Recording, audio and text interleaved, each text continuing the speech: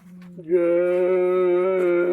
गुरुदेव। जय गुरुदेव। जय गुरुदेव। जय गुरुदेव। जय गुरुदेव। जय गुरुदेव नाम किसका? जय गुरुदेव नाम किसका? जय गुरुदेव नाम किसका? प्रभु का। प्रभु का प्यारा नाम। रात्रि परमार्थी श्रमदान सेवा कर रहे सभी सत्संगी प्रेमीजन ध्यान से सुने।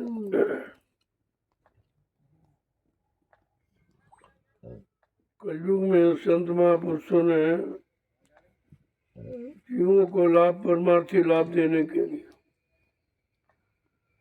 परमार्थी सेवा रखी है। ये और किसी युग में नहीं थी, क्योंकि ये ना काम केवल संत महापुरुषों का है।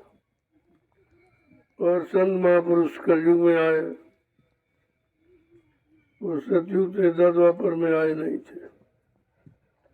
उस समय ऋषि मुनि,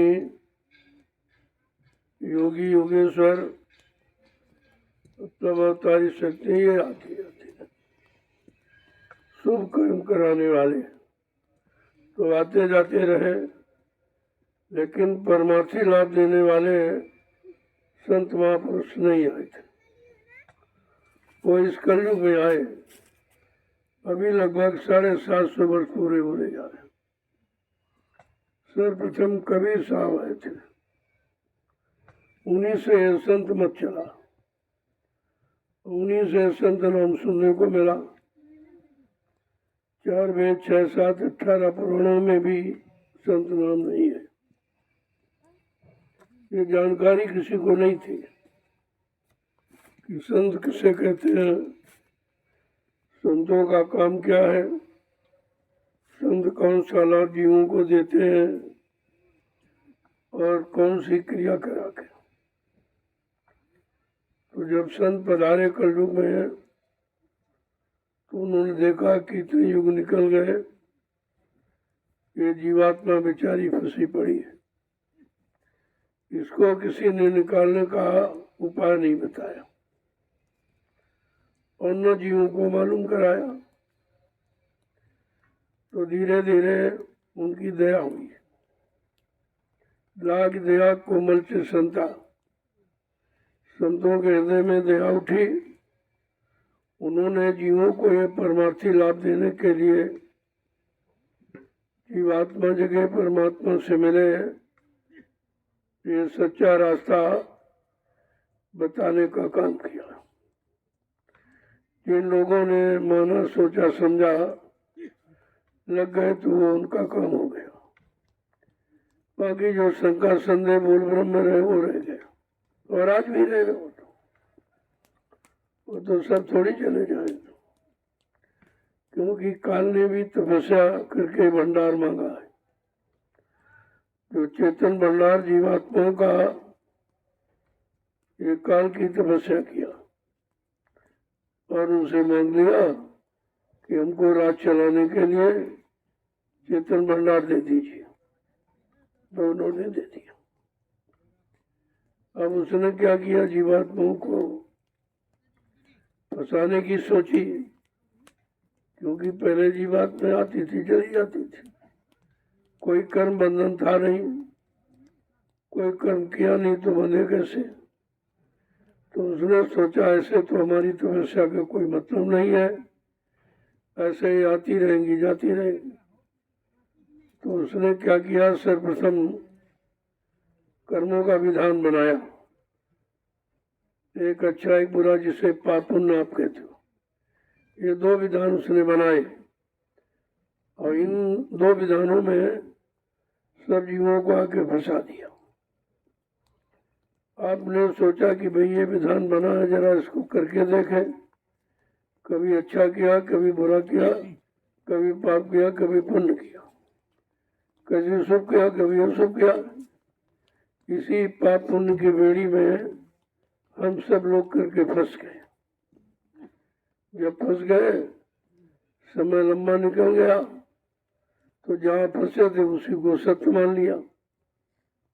इसके अलावा तो कोई रास्ता है नहीं। तो सोचा कि भाई यही सत्य है, तभी तो इसको बनाया गया। सत्य समझकर कर्मों के विधान में फंस गए। अब कितने युग निकल गए, अभी तक अपने घर जाना नहीं हुआ। तब जब संतों को उनके अंदर दया उठी, भाई बहुत समय निकल गया, सुरते जीवात्मा रूहें गई थी, अभी तक वापस लौट के नहीं आई। निश्चित काल ने कोई चाल चलकर हमारी रूहों जीवात्माओं को फंसा दिया।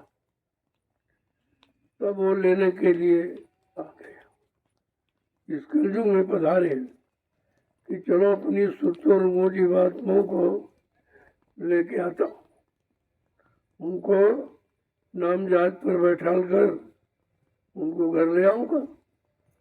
ऐसे तो ये जा नहीं सकती, क्योंकि सतलोक जाने के लिए कोई वाहन तो तैयार नहीं है। अब जैसे आई थी वैसे ही जाएगी। अब ये काफी समय जब निकल गया, तो ये जीवात्मा भूल गई मैं किधर से आई थी, कैसे आई थी, किसके द्वारा आई, ये सब भूल गई। अब जब संत महापुरुष आए तो उनको ये सब बताना पड़ा, जीवात्माओं को होश दिलाना पड़ा, और पूरी जानकारी उन्होंने दी। पहले तो विश्वास कराया कि भाई मैं तुमको लेने आया हूँ, तो बेचारी ऐसे तो विश्वास ही नहीं कर पाई, ये लेने क्यों आए, इनका क्या मतलब। तो उन्होंने पूरा परिचय दिया कि हम आए हुए देश से जहाँ तुम्हारा धाम, तुम सबको घर पहुँचाना एक हमारा काम, मेरा एक ही काम है, तुम भोली भटकी जीवात्माओं को घर पहुँचा दे, क्योंकि तुम्हारा रास्ता भटक गया और तुम भूल गई हो, किधर से आई थी वो भी भूल गई, कैसे आई थी वो भी भूल गई, कैसे आप फंस गई ये भी सब। अब कौन निकालेगा, कौन ले जाएगा, कौन घर पहुंचाएगा, ये सब जानकारी खत्म हो गई। तब संतों को बड़ी मेहनत करनी पड़ी। इस जानकारी को देने कराने के लिए उन्हें बड़ी मेहनत करनी पड़ी। तो सर्वप्रथम उन्होंने सुनाने बताने का काम किया, जिसको कहते हो सत्संग। सत्य का संग कैसे करे, सच्चिदानंद को कैसे प्राप्त करे, और सतलोक सचकर अनामी धाम कैसे पहुँचे, इसका परिचय देने के लिए उन्होंने सत्संग जारी किया। तो धीरे धीरे धीरे धीरे धीरे धीरे यानी पूरी जानकारी दे दी। अब जब जानकारी मिली तो कुछ होश आया, कुछ सुरते रूहें जीवात्माएं जगी और उनके साथ लग गई, तो उन्होंने दया करके उनको पहुंचा दिया। ऐसे ऐसे जो लगते गए, विश्वास करते गए, वचनों को मानते गए, रास्ते पर चलते रहे, तो धीरे धीरे धीरे बहुतों को पहुंचाया। संत महापुरुषों ने जो उनकी शरण में गए, उन पर विश्वास किया तो बहुतों को पहुंचा दिया। आज भी वो सिलसिला जारी है, बंद नहीं हुआ। लेकिन जैसे जैसे कलयुग जोर लगाने लगा, देखा कि अरे हमारा तो राज्य ये खत्म कर देंगे, तो उसने और तमाम तरह के जाल, अरे बयानी मतलब छल कपट सब जारी किया, और कहा ऐसे तो सब चली जाएंगी तो मेरा राज खत्म हो जाएगा। तो उसने सर्वप्रथम माया से कहा कि ऐसा करो, तुम अपनी सहेलियों को भेजो कि इनको भटकाए भरमाए, यहाँ से निकलने न थे। तो जब माया की सहेलियाँ रिद्धियों से थी, इनको आदेश दिया कि जाओ तुम सत्संग में ये बखेड़ा करो, जीवों को संतों की शरण में आने से रोको, उनको वचन सुनने से यानी उनके अंदर कुआ पैदा करो, कहीं नींद आ जाए, कहीं उंगाई जमवाई तंद्रा, ये सब तरफ का मतलब यानी छल कपट शुरू किया। लेकिन जिन जीवों को ले जाना है उन पर तो असर पड़ेगा नहीं, और जो मान लेंगे उधर चले गए वो फंस जाएंगे बेचारे।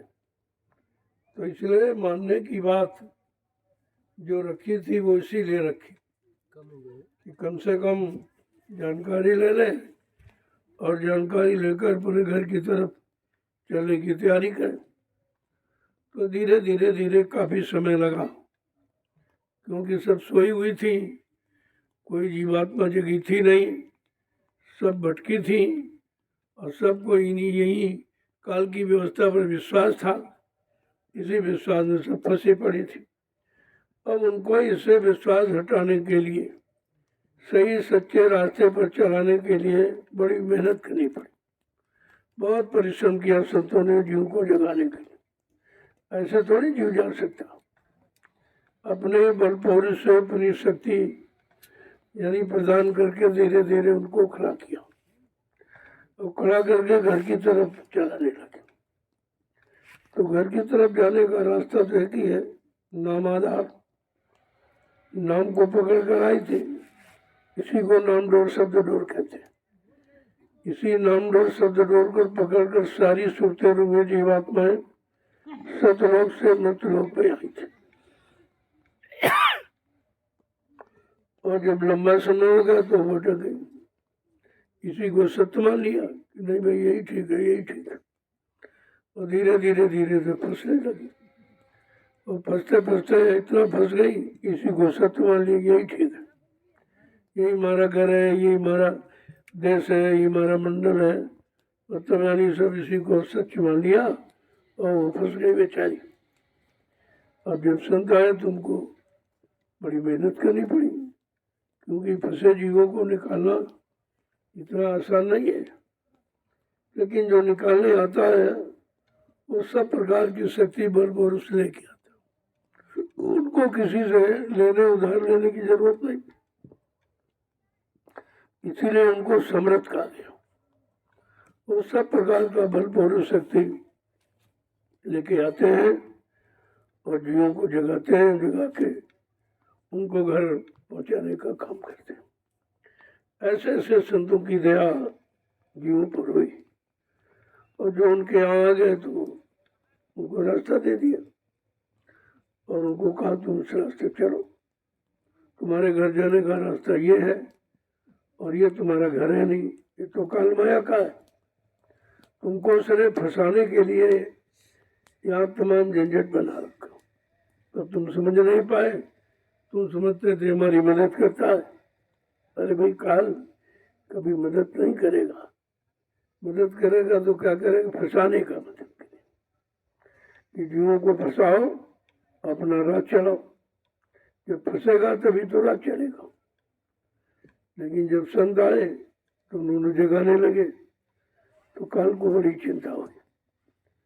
कहा अरे भाई तुम ये कैसे जगा रहे हो जीवों को, आपको मालूम नहीं मैंने अखंड तपस्या की कि ये भंडार उससे मांगा है।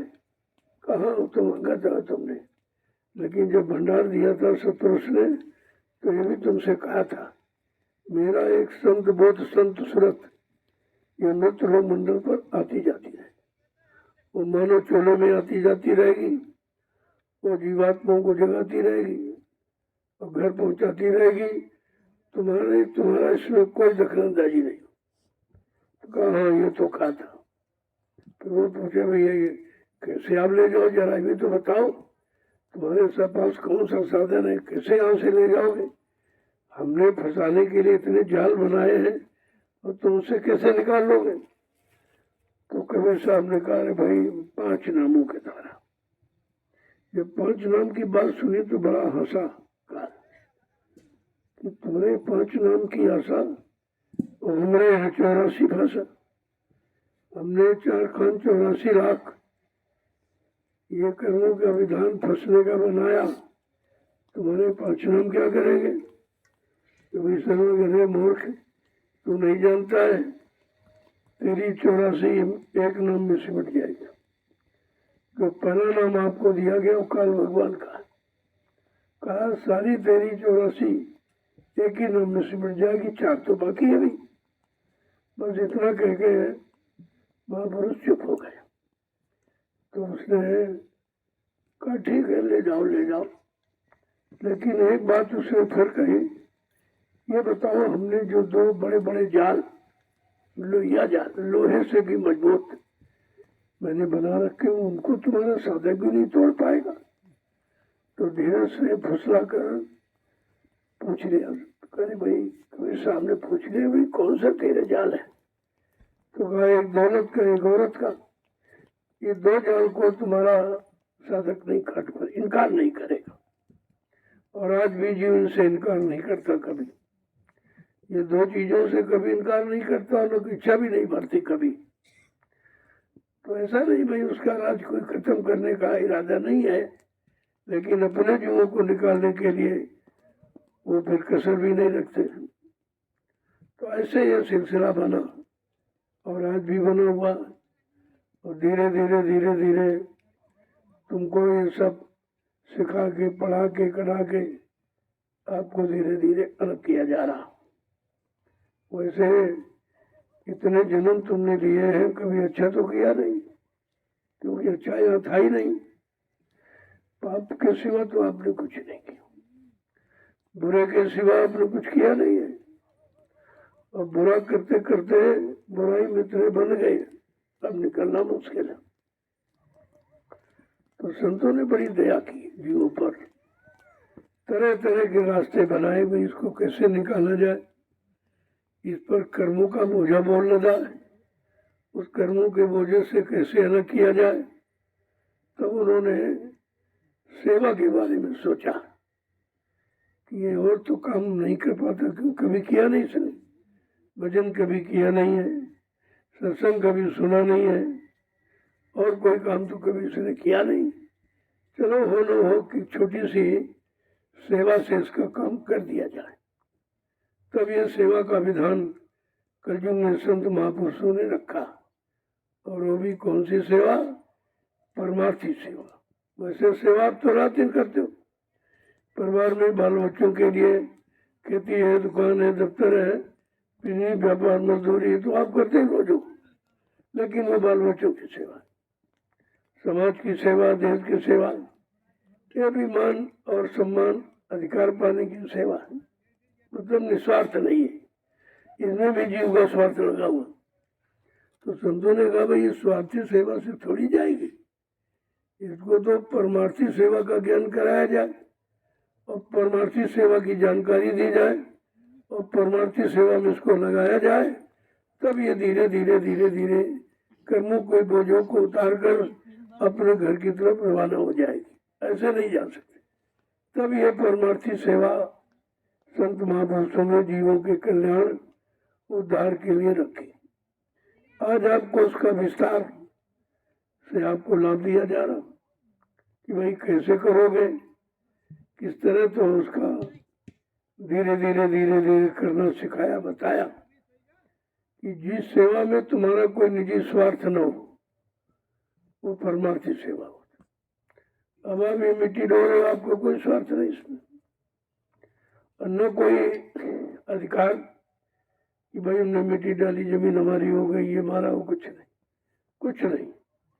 जबकि स्वार्थी युग में ये संतों की अंदरूनी दया जो तुम्हारे पर की और तुम्हारे अंदर परमार्थ के भाव पैदा कर दी कि रात दिन सेवा करते हो, लेकिन कोई स्वार्थ की भावना नहीं है कि हमको कोई मजदूरी मिल जाए, बदले में कोई सामान मिल जाए या सम्मान मिल जाए, कोई पद मिल जाए, कुछ नहीं। यह है कि भाई आदेश का पालन हो जाए, दया मिल जाए, उस दया से आदेश का पालन हो जाए, तो ये अनंत जन्मों का कर्मों का बोझा जो सिर पर लदा वो हट जाए। तो कहा भाई सिर का बोझा कैसे हटेगा। कहा तुम ऐसा करो कि सिर पर मिट्टी की डलिया रखो, मिट्टी, और वो मिट्टी की डलिया में परमात्मा भरा हुआ, मतलब तुम्हारी कोई स्वार्थ की भावना नहीं है, केवल आदेश पालन की इच्छा जरूर है कि भाई आदेश पालन हो जाए, आदेश पालन हो जाए। तो इस उद्देश्य से आप लग गए और धीरे धीरे जीवों का काम होने लगा।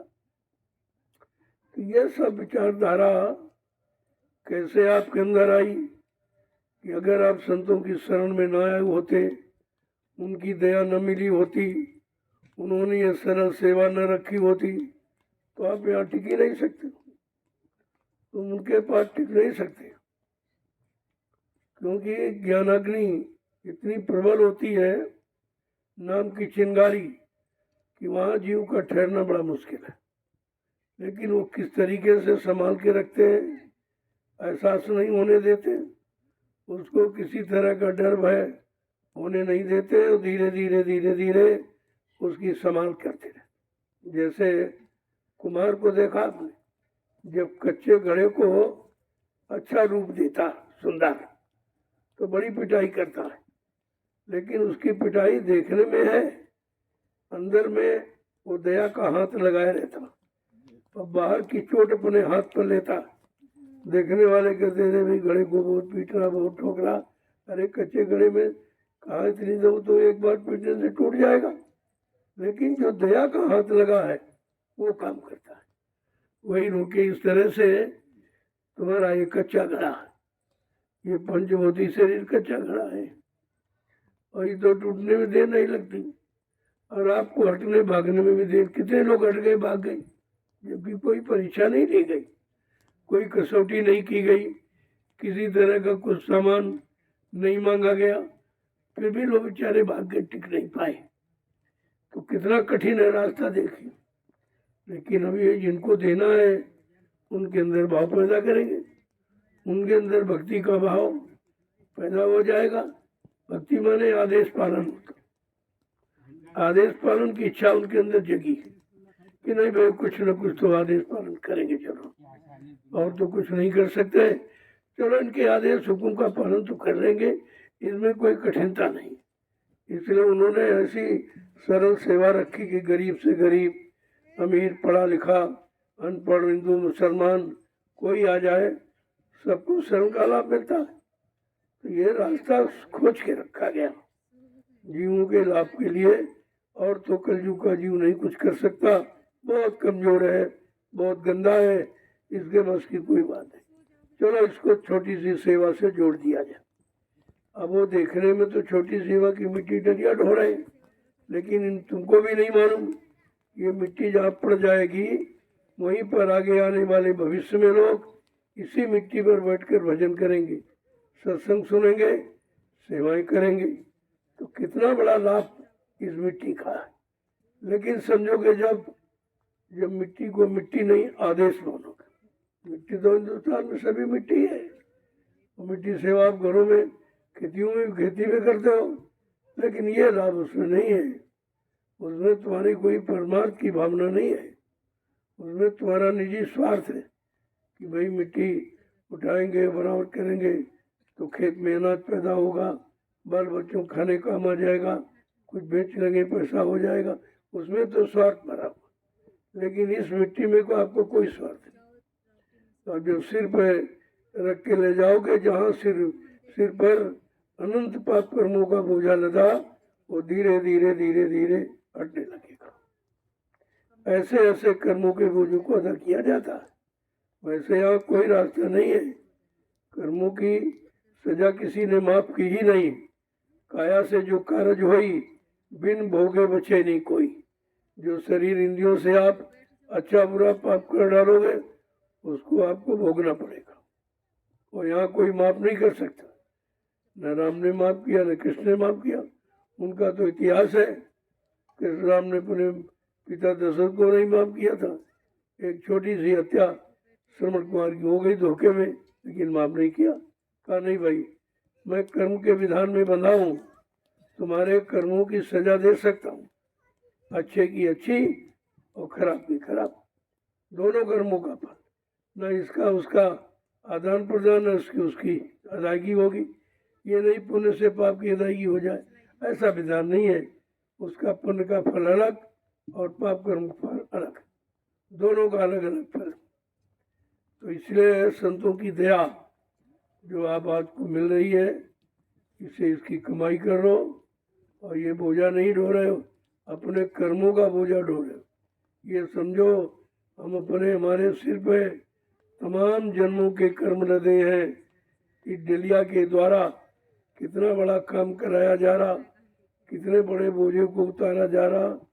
देखिए ये महापुरुषों की दया, ये उनकी जीवों के प्रति दया है, उनकी सोच है, उनका उपाय, उन्होंने रास्ता बनाया।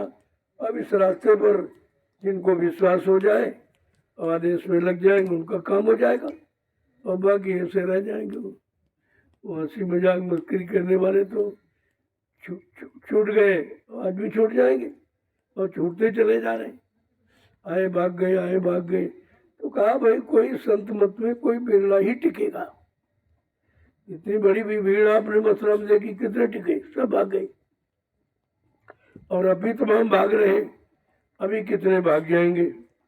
वो तो कोई कोई बिरला जीव जो सदगुरु द्वार तुम्हारे आया, जो बचेगा, जो लगेगा, अपने घर पहुंचेगा।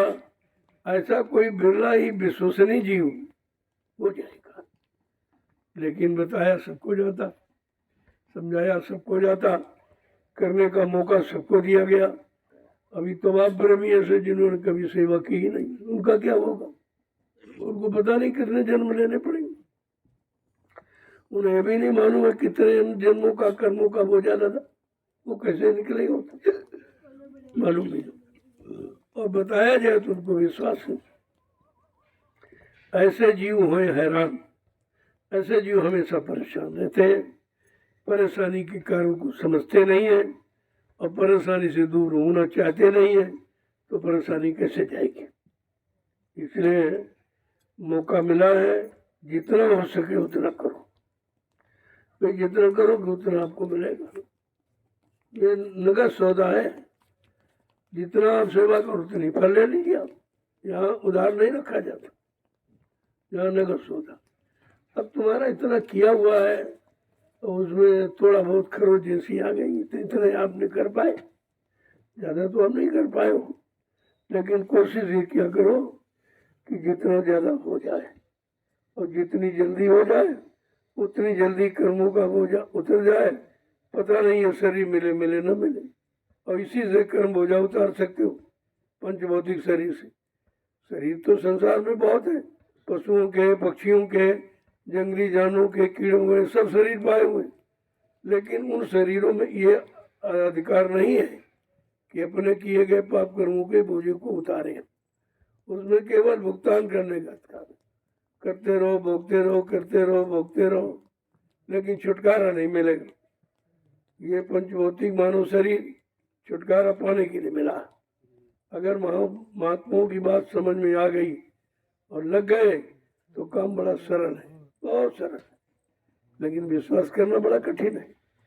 कितने लोग विश्वास किए, कितने आए भाग गए, कितने और आएंगे भागते जाएंगे। हाँ भाई, कोई बिरले ही टिकेंगे इसमें। जिसको अपने घर जाना है, जिसको अपने पाप कर्मों का बोझा उतारना है, वो तो लगे रहेंगे। और बाकी निंदा, आलोचना, बुराई और शंका संदेह बोल भ्रम करने वाले चले जाएंगे। जय गुरुदेव, गुरुदेव, जय गुरुदेव, गुरुदेव, जय गुरुदेव, जय गुरुदेव। जय गुरुदेव। नाम किसका? प्रभु का, जय गुरुदेव। नाम किसका? प्रभु का, प्रभु का प्यारा नाम। जय गुरुदेव। देखो प्रेमियों, ये समय किसी युग में नहीं मिला जो आज आपको मिला। कितना सरल है, इसमें कोई पैसे की भी जरूरत नहीं, कोई सामान की भी जरूरत नहीं है, और कोई किसी से कुछ मांगने जांचने की भी जरूरत नहीं है। शरीर आपके पास है और आदेश पालन करना ये आपका अधिकार है। बस इतना ही आपको करना है, क्योंकि शरीर से जो बुरा पाप हुआ वो शारीरिक सेवा करके ही आप अदा कर सकते हो। वैसे भजन से अदा होता, लेकिन भजन आप इतना कर नहीं सकते। आपका मन भी साथ नहीं देता, तन भी नहीं साथ देता, इंद्रियां भी साथ नहीं देती, तो भजन तो आपसे होगा नहीं। लेकिन भजन जैसा लाभ अगर और कोई सेवा से मिल जाए तो इससे सरल क्या है।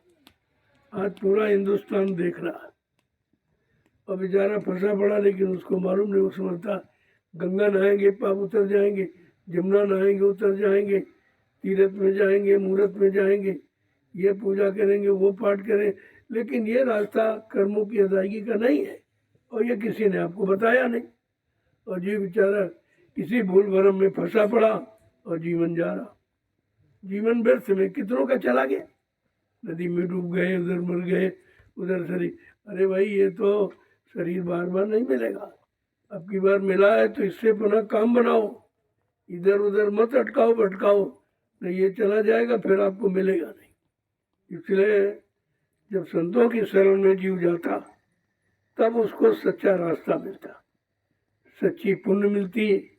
ये सच्ची पुण्य क्या, अरे पानी में नहाना कोई पुण्य है? कोई पत्थर की पूजा करना पुण्य? जो न बोलता न चालता न लेता न देता, वो तुम्हें पुण्य क्या देगा? अरे पुण्य तो देने वाला कोई, कहते पुण्य आत्मा, जिसकी आत्मा जगी है, परमात्मा से मिली है, वो तुमको पुण्य प्रदान कर सकता है, उसके पास पुण्य का भंडार है। और बाकी तो ये भ्रम सब पैदा कर दिया, वहाँ जाओ वहाँ मर गए, वहाँ जाओ वहाँ मर गए, सब मरते चले जा रहे हैं। तो बेचारे अकाल मौत में मरने वाला प्रेत योनि में जाता और तुम कहते हो पार हो गए। तुमको यही नहीं मालूम पार होने का मतलब क्या है, पार कैसे जाया जाएगा? भाई भवसागर पार जाने की बात है तो कोई नौका तो होनी चाहिए, कैसे जाओगे? कहा उसकी संतों ने नाम नौका बनाई और नाम नौका को लगा दिया और कहा विश्वास साथ इसमें बैठो, भल चाहो तो चेतो, आय लगी है नाव, और बहुरी बहुरी पछताओगे फिर न सोधाओ। कितना स्पष्ट कहा, जीव का सारा भूल भरम खत्म कर दिया कि अगर भला चाहते हो, कल्याण चाहते हो, उद्धार चाहते हो, तो नाम की नौका भवसागर से पार जाने के लिए संत महापुरुषों ने लगा दी। उस नाम रूपी नौका पर बैठो और भवसागर से पार होकर अपने घर पहुंचो। कितना सरल सीधा रास्ता। लेकिन जो भटके हुए जीव हैं वो बेचारे भटके ही हैं, और भटकाने वाले उनको सलाह देते वो भी भटके। जो सब भटके तो तुम्हें भटक से दूर कौन करेगा? जो सब फंसे हो तुम्हें निकालेगा कौन? तो इसलिए जड़ में आपको कुछ नहीं मिलेगा। जड़ माने मुर्दा, जो कार्य नहीं कर सकता, शक्तिहीन है, उसे जड़ कहते हैं। और ये सब जड़ी पूजा करा रहे हैं आपसे। पत्थर भी जड़ है, कागज भी जड़ है, पानी भी जड़ है, तीर्थ भी जड़ है, मूर्त भी जड़, ये तो जड़ी सब है। और इनके अलावा तुम कुछ जानते नहीं हो, क्योंकि हमें आपको और कुछ बताया नहीं गया। जब संतों की शरण में जाते तो सारी सच्चाई तुम खोल कर बताते और सच्चे रास्ते पर तुमको चलने की प्रेरणा देते, तो हो सकता था कि आपका ये काम हो जाता।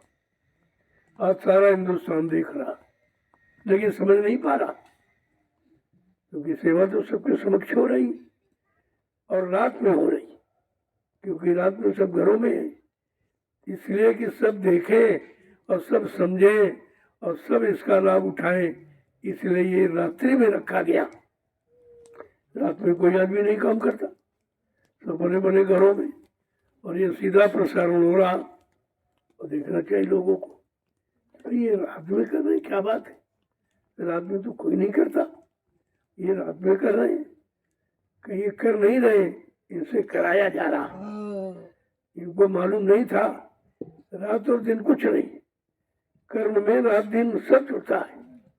कर्म आपको करना चाहे रात होते है दिन हो, तो दिन में आप परिवार का, समाज का, देश का काम, और रात्रि में अपनी जीवात्मा का कल्याण का काम करो, तो दोनों काम आपके हो जाए। अब इस बात को कोई समझने को तैयार है नहीं, और मुफ्त में समझाया जाता, इसका कोई पैसा नहीं लिया जाता। इस सत्य प्रचार का कोई पैसा नहीं, कोई मजदूरी नहीं मांगी जाती, कोई दान दक्षिणा नहीं मांगा जा रहा। और वो रास्ता जो मतलब इसमें सत्य है ही नहीं, नितांत झूठ है, और उसमें कितना खर्चा दे रहा, वो झूठ का कितना खर्चा लंबा, और सत्य में कोई खर्चा नहीं। लेकिन जीव बेचारा समझेगा कैसे? जब तक संतों की शरण में नहीं आएगा, सत्संग वचनों को नहीं सुनेगा, उनके बताए रास्ते पर नहीं चलेगा, जो नाम का आधार बनाया नाम की कमाई नहीं करेगा तब तक कुछ नहीं। ये सब नाम की कमाई के चक्कर में तो हमारे भाई नाम कमा भी लो तो क्या ले जाओगे, चाहे करोड़ों का कमा लो अरबों का, सब एक छूट जाए। ये क्योंकि ये तुम्हारा है नहीं, ये काल का सामान है और चलते चलते काल सब छीन लेगा। कहा नंगे आए थे नंगे जाओ, हमारे यहाँ कोई सामान नहीं ले जा सकता। अब इतनी बात जीवों को न समझाई गई और न बताई गई, न राजा बता रहा न प्रजा जान रही, दोनों बेचारे। तभी कहा भाई जथा राजा तथा प्रजा और धर्मी राजा धर्मी प्रजा। अगर राजा धार्मिक है, धार्मिक मतलब जड़ जड़ धर्म नहीं है, धर्म धारे थी, धर्म तो धारण किया जाता।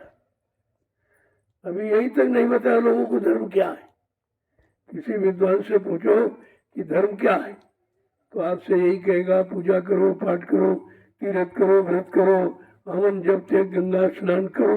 अरे भाई सीधा है, करो माने करो और धर्म माने धर्म, जो धारण किया जाए, जीवन में उतारा जाए, जीवन को उसके अनुसार बनाया चलाया जाए, उसको कहते धर्म।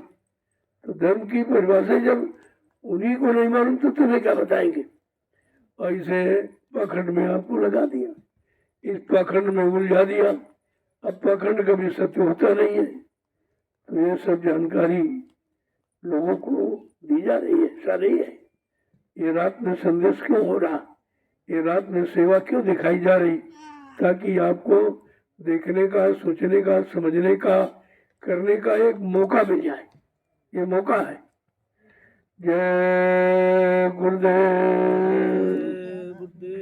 और कहीं चले जाओ ये सेवा नहीं, चाहे कोई धार्मिक और चाहे कोई राजनीतिक, ये कहीं नहीं मिलेगा। जो नैमिषारण की पावन पवित्र भूमि पर हो रहा है, ये रात्रि परमार्थी सम्मान सेवा, ये कहीं नहीं, कहीं आप चले जाओ तो सोचना चाहिए बात क्या कहीं नहीं हो रहा, वहां क्यों हो रहा, कोई ना कोई बात तो जरूर है। ये है संतों की दया, वो अपनी दया जीवों को देना चाहते हैं, जीवों तक पहुंचाना चाहते हैं, इसलिए ये रास्ते का ज्ञान लोगों को कराया जा रहा और करके दिखाया जा रहा। यहाँ भाषण स्पीच प्रवचन नहीं है, ये करके दिखाया जा रहा था। जय गुरुदेव, जय गुरुदेव, जय गुरुदेव, जय गुरुदेव, जोर से बोलो, जय गुरुदेव, सब मिल बोलो, जय गुरुदेव, बोलना होगा, जय गुरुदेव, अभी से बोलो, जय गुरुदेव, दुख दर्द हरेंगे, जय गुरुदेव, सब कष्ट मिटेंगे, जय गुरुदेव, सुख शांति भी देंगे, जय गुरुदेव, सबके दाता, जय गुरुदेव, सबके मालिक, जय गुरुदेव, प्रेम से बोले, जय गुरुदेव। ये नाम नहीं इंसान का, ये नाम है प्रभु का, ये काम नहीं इंसान का, ये काम है प्रभु ये का। भी कोई नहीं बता रहा आपको। इंसान का काम क्या, भगवान का काम क्या, कोई नहीं बता रहा, क्योंकि उनको खुद ही जानकारी इसकी नहीं। इसीलिए तो सत्संग की बहुत बड़ी जरूरत है। अगर जीव को सच्चाई का ज्ञान करना है, सच्चे रास्ते पर चलना है, सच्चित आनंद प्राप्त करना है, अपनी जीवात्मा को सतलोक सचखंड पहुंचाना है, तो आपको सत्संग में दाखिल होना ही पड़ेगा, और कोई रास्ता कहीं नहीं। इसलिए आज की सेवा का समय आपका लगभग पूरा हो रहा, लेकिन जो अंतिम जो वरदान रूप है उस पर विषय ध्यान देते। आज आपको 10 लिया था, 10 लिया, 5 आपकी है, 5 हमारी हो गई। मैं तो नहीं कर पा रहा हूँ, मैं तो बूढ़ा हो गया हूँ और अस्वस्थ भी हूँ, लेकिन फिर भी आपकी सेवा करता हूँ। बहुत अस्वस्थ हूँ, शरीर में कोई क्षमता नहीं है बोलने की, बैठने की, लेकिन फिर भी आपकी सेवा करता हूँ। जो हो सकता है वो बराबर कर रहा हूँ और करता रहूंगा जब तक जीवन है, क्योंकि जीवन तो इसीलिए परमार्थ के कारण साधु धरा शरीर, वो कोई समाज परिवार से लाभ कोई लेने के लिए तो नहीं उन्होंने धारण किया। उन्होंने तो लोगों को परमार्थ के रास्ते पर चलाना, परमार्थी लाभ दिलाना, इसके लिए उन्होंने मानो ये तन धारण किया है। और जब तक ये तन रहेगा तब तक आपका काम करते रहेंगे। अब आपको चाहिए थोड़ा कम काम लेंगे तो ज़्यादा दिन काम हो जाएगा, और ज़्यादा लोगे तो फिर ये तो बहुत कमज़ोर हो चुका है। समय भी लगभग अपनी स्व से पूरी कर रहा है। जय गुरुदेव। तो ये 10 लिया कापियाँ, 10 इस पर विषय ध्यान दिया करो। तो थोड़ा जल्दी से है इसको पूरा करो। इसका लाभ बहुत बड़ा है। 1 डलिया 1 माला, लेकिन नहीं 2 माला। रात्रि है ना, डबल ड्यूटी, डबल तनख्वाह, डबल मजदूरी। तो इतना तो लाभ आप कर नहीं पा रहे हो।